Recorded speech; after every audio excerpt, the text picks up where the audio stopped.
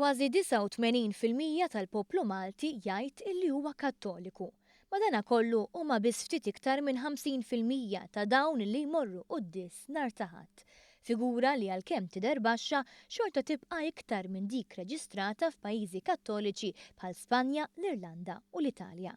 Stħarriġ maħruġ fil-Gazzetta Malta Today juri kif huma biss 32% ta' dawk bejn it-18 u l-34 sena li attendu il-qudies nhar ta' Ħadd. Kif wieħed jistenna il-figura tiżdied għal 75% għal dawk li għandhom iktar minn 55 sena. Jirriżulta li l-poplu huwa maqsum nofs bin-nofs dwar jekk il-Knisja għandix titkellem dwar temi soċjali bħall-immigrazzjoni, l-iżvilupp fuq art ODZ jew fuq l-evażjoni tat-taxxa.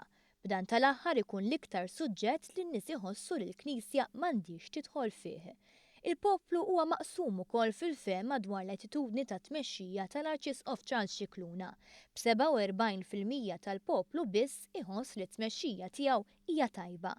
Dan jikkontrasta sew mal-approvazzjoni tal-istil ta' tmexxija tal-Papa Franġisku, kif kienu 93% ta' dawk li rrispondew l-istħarriġ li qalu li toġobhom it-tmexxija tiegħu.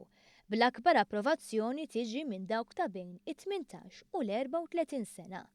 L-istħarriġ staqsa wkoll dwar suġġetti kontroversjali.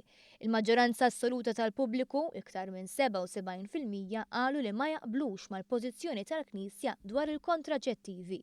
Ir-riżulta li kważi 53% tal-poplu jaqbel mal-eutanazja f'każ li persuna jkollha marda terminali u tkun qedbati.